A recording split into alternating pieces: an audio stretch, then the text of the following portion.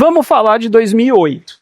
Para falar de 2008 tem duas perguntas. O que a gente vai fazer? Eu vou passar as duas perguntas para você saber, e aí eu vou contextualizar o que aconteceu em 2008, para a gente lembrar, tá? Então vamos lá. Primeiro é o Raul Boésio. Alô, Tastaldi. Alô, Felipe. Eu não consigo imaginar que no mundo do automobilismo, quantos pilotos não gostariam de pilotar uma Ferrari. Mas na história da Fórmula 1, da Ferrari, o número aproximado é 70 pilotos, dos quais 30 conseguiram vitórias, incluindo você, Felipe.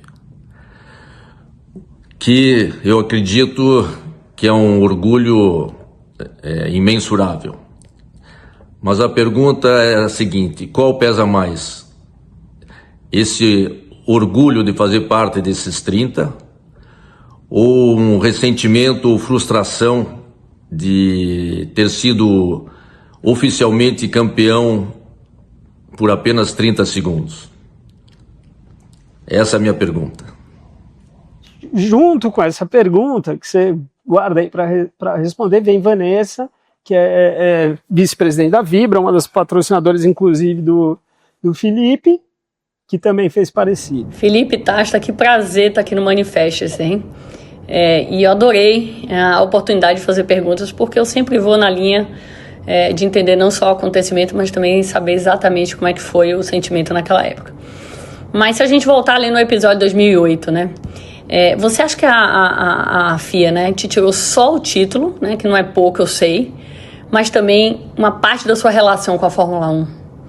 E a outra pergunta é o seguinte: se a FIA Fórmula 1 pudesse te oferecer hoje uma reparação real, você preferiria o título ou total transparência para que todo o público soubesse realmente o que aconteceu?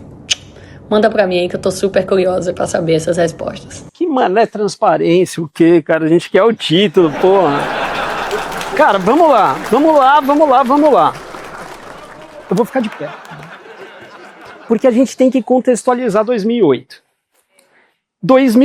Quem lembra o que aconteceu em 2008? Então não vou contextualizar pra nada. Cara, 2008... foi uma lambança, não dá. Se a gente fosse escrever um roteiro de filme, não aconteceria o que aconteceu, cara, porque não dava. Vamos lá. Tinham dois pilotos competindo. Ó, ficou bonito você aí.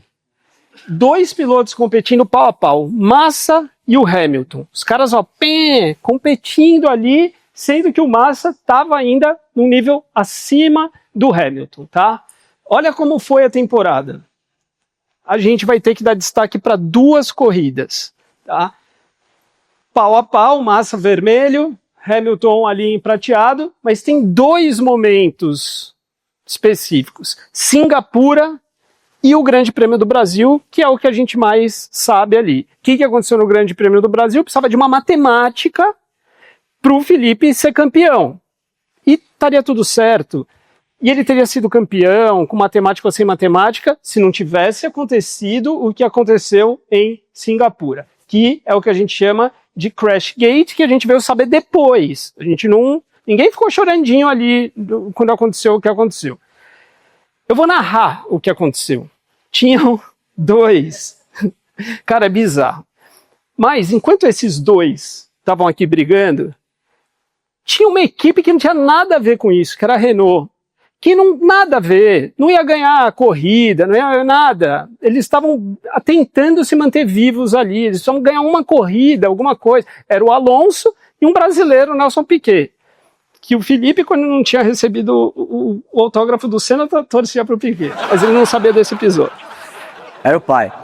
Era o pai. Bom, aí, o que acontece? Briatore. O cara armou um negócio seguinte, Piquezinho, ó, você vai entrar com o carro no muro ali, na tal volta, quando eu der ok, você entra. Vai entrar o safety car, o Alonso vai ganhar e a gente vai ganhar uma corrida. Os caras só queriam fazer isso, tá? Aí foi esse desastre, que eu vou narrar aqui. Tastal de Bueno. Vem ali o Piquezinho, tá? Pra fazer o quê? Entrar na parede. Então ele vai pra entrar na parede. Mas não é agora, Piquezinho, não é agora, é na próxima, cara, espera. Vocês acreditam nisso? O cara... Tá, desculpa. Aí continuou. Pronto, é agora, hein? Se prepara porque o Alonso vai entrar aqui no box, a hora que ele sair, você entra, porque ele vai ter que estar na frente a hora que você bater. Tudo cronometrado, negócio de psicopata. Bom, aí vem Piquezinho, sai, agora vai, no muro, no mesmo lugar, olha lá. Pá, bizarro, meu. Bom, beleza. Enquanto isso, a lambança do outro lado. O Massa estava em primeiro, ele ia ganhar a corrida, ele é o carro da frente. O cara sai com uma anaconda presa no carro. Porque a mangueira ficou presa no carro do cara. Aí eu vou fazer uma defesa a ele, que é o seguinte, não brinque com o reflexo de um piloto de Fórmula 1. Não brinque, se você não está preparado, não vai brincar lá no box, cara. Tem uma luz vermelha e uma verde. No que acende a verde, ele não está nem aí, ele pisa ele pega a bala, se você dá um tiro, ele pega com o dente. Olha que os caras deixaram, acenderam o verde, o frentista não tava com a mangueira e ficou essa lambança. Isso aí, cara, ele de primeiro foi para último. Aí você fala, mas tá bom, mas o cara perdeu a corrida. Não, ele nem teria parado no box se o cara não tivesse jogado o carro no muro. Olha o tamanho da anaconda. Isso aí é o Rei Leão, o episódio do Rei Leão. E ó, quem ganhou? O Alonso e o outro que vai celebrar, o Briatore. Com isso, a gente vai para o Grande Prêmio do Brasil. A matemática era essa, que não precisava ter essa matemática. Ele teria sido campeão com aquela vitória porque ele estava em primeiro lugar. Mas a gente chega lá e beleza, ele foi lá e recuperou. Cara, aí a gente fala assim, o Felipe só tinha que fazer a parte dele. Só fazer a parte dele era ganhar o Grande Prêmio do Brasil. Beleza. E o Hamilton tinha que chegar em sexto. Era essa a matemática, tá?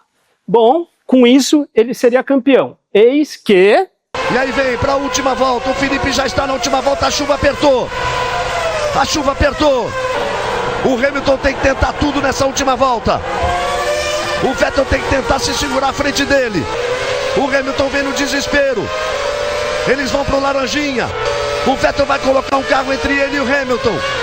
Ele contorna o laranjinha. Segura Vettel, segura Vettel, segura Vettel.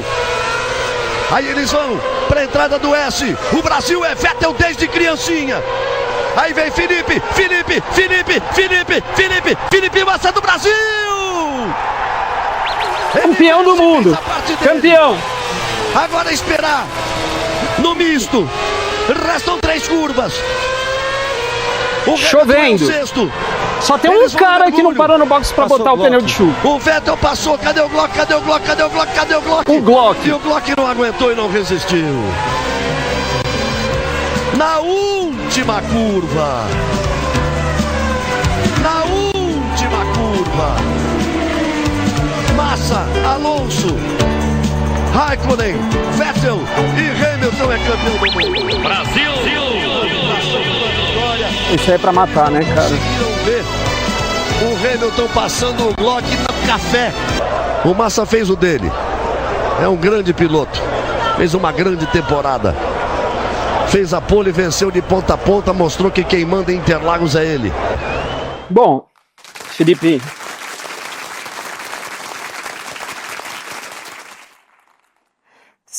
eu quero te falar de verdade, assim, eu quero te agradecer por tudo que você fez pelo nosso país. Obrigado. Pela maneira que você se dedicou. O Galvão fala que você manda em Interlagos, você foi o cara que ganhou em Interlagos depois do Senna.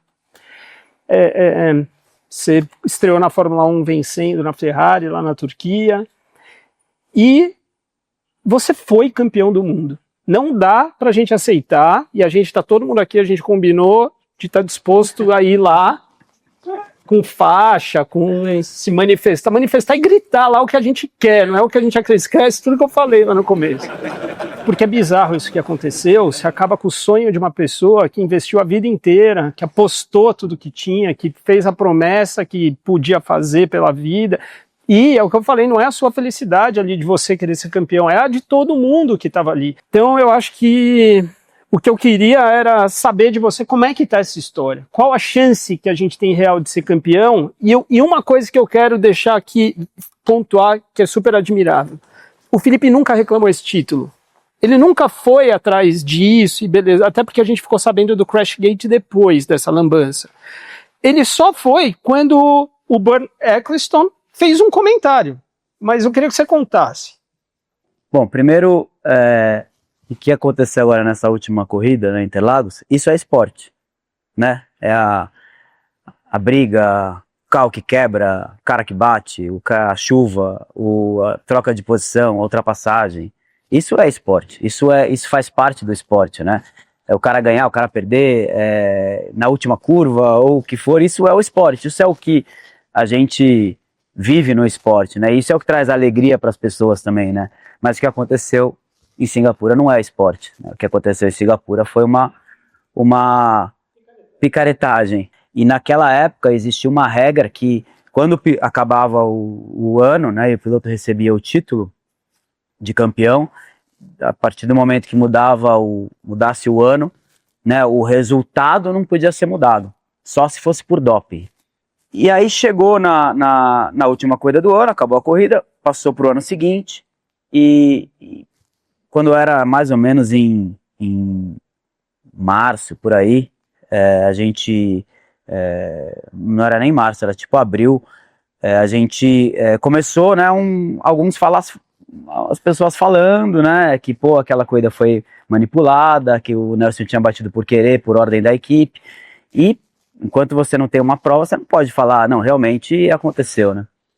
E aí aconteceu do Nelson ser mandado embora e ele foi falar que abriu o jogo, né.